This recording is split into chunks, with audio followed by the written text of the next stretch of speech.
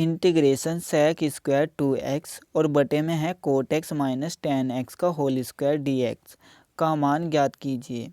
Integration यानी कि समाकलन, हमें समाकलन करना है sec स्क्वायर 2x और बटे में cot x minus ten x का होल स्क्वायर। इसका x के सापेक्ष हमें समाकलन करना है, यानी कि जिस फलन के साथ भी x लगा हुआ है उसी का हमें समाकलन करना है। यहाँ पर x लगा हुआ है तो इसका भी समाकलन करना है, यहाँ पर और यहाँ पर भी x है तो इन सभी का हमें समाकलन करना है।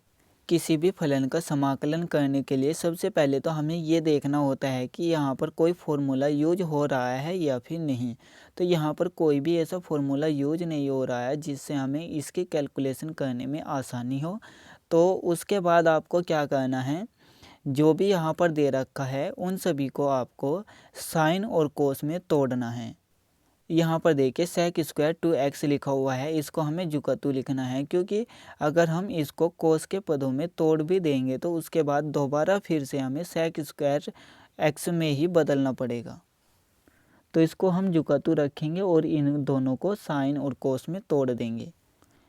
अगर आपको ये पता नहीं चलता कि कहाँ पर आपको किसी भी फलन को जुकातू रखना है और कहाँ पर साइन और कोस में तोड़ना है, तो वहाँ पर आप सभी को साइन और कोस में तोड़ सकते हैं, तब भी कोई दिक्कत नहीं होगी, तब भी अच्छे से सवाल जो है हो जाएगा। तो हम इसको जुकातू रखेंगे। Integration sec square 2x,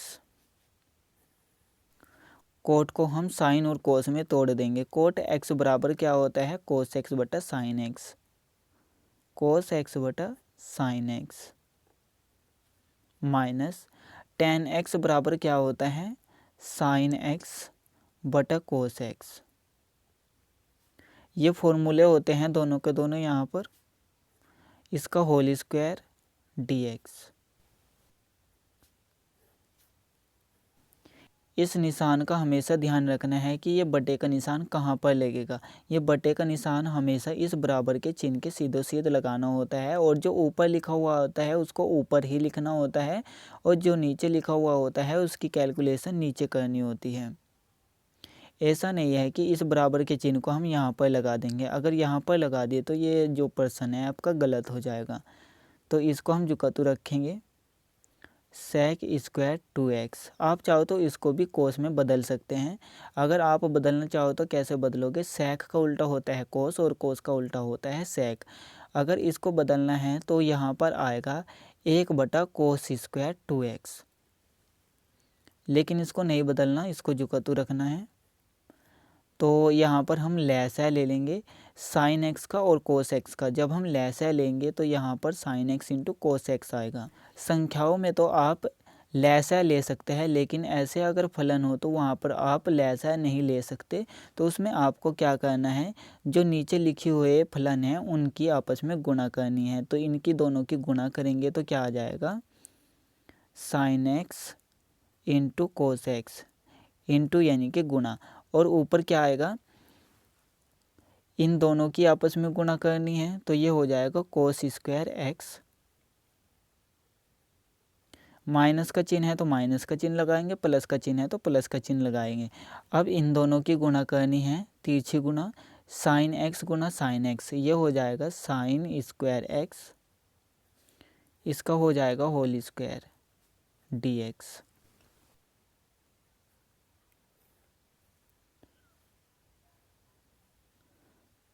sec square 2x।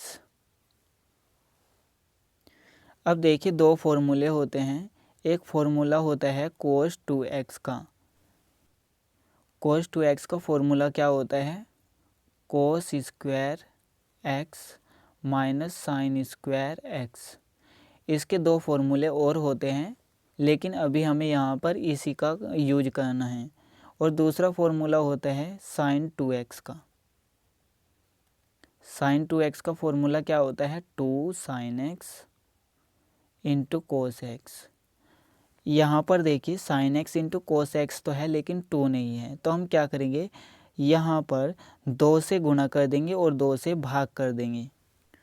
देखिए अगर कोई संख्या जैसे कि 4 लिखी हुई है। अगर हम इसको 2 से गुणा कर दें और 2 से भाग कर दें तो इस संख्या पर कोई भी फ़र्क नहीं पड़ेगा, क्योंकि 2 से 2 कटने के बाद 4 ही आएगा।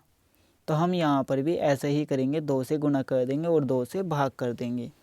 तो यहाँ से क्या आ जाएगा, 2 ब्रैकेट के अंदर cos square x minus sign square x और बटे में हो जाएगा 2 sine x into cos x और इस पूरे का होल स्क्वायर डी एक्स।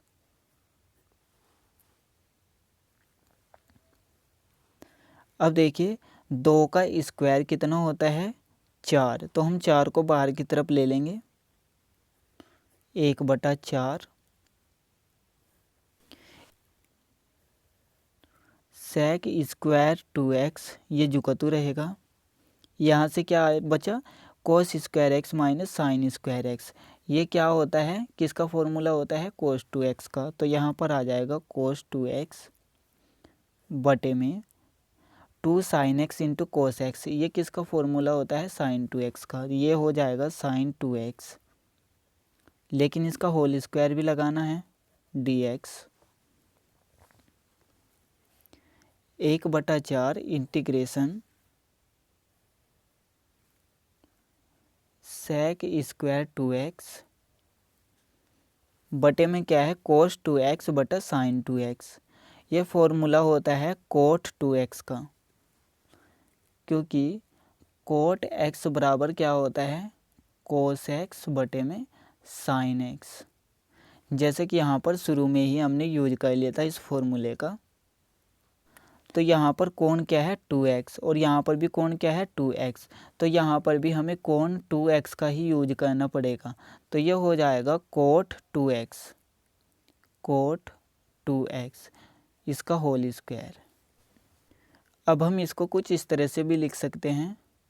आप चाहो तो कोट 2x का होल स्क्वायर लिखो, या फिर इसको लिख सकते हो कोट स्क्वायर 2x। ये दोनों एक ही है।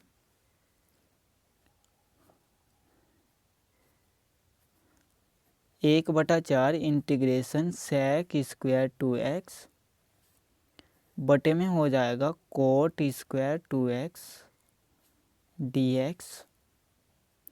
1/4 कोट x का उल्टा होता है tan x।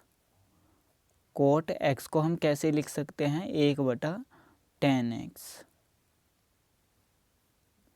इंटीग्रेशन सेक स्क्वायर 2x। इस बटे के चिन्ह का हमेशा आपको ध्यान रखना है कि ये कहाँ पर हमें लगाना है। तो ये बटे का चिन्ह ये वाला है, तो हमने यहाँ पर लिखा दिया बराबर के चिन्ह के सीधो सीध।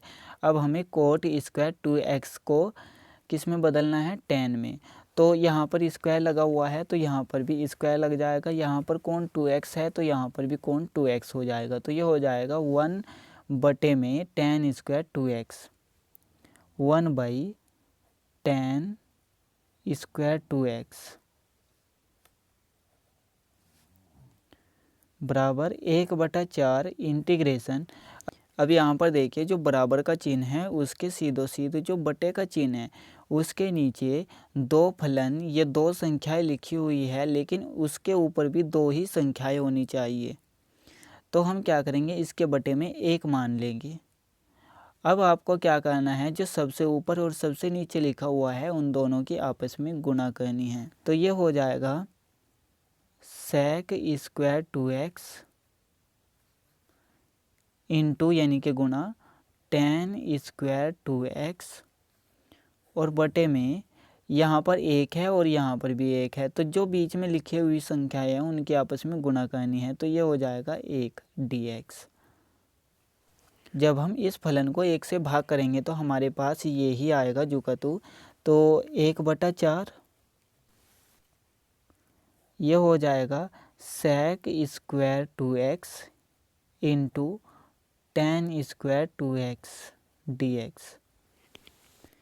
अब देखिए sec square 2x into tan square 2x, इसका डायरेक्ट कोई भी इंटीग्रेशन नहीं होता। तो इसका इंटीग्रेशन करने के लिए हमें क्या करना है, हमें ऐसा आइडिया लगाना है, ऐसा दिमाग लगाना है कि अगर हम यहाँ से किसी एक फलन को ले लें और उसका अवकलन करें, तो अवकलन करने के बाद वो जो भी आएगा हमारे पास इसी में से कुछ ना कुछ आना चाहिए। तो हम यहाँ पर क्या करेंगे, tan 2x को t मान लेंगे।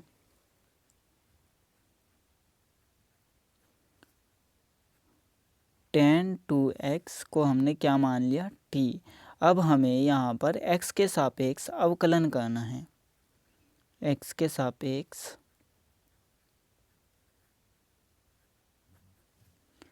अवकलन करने पर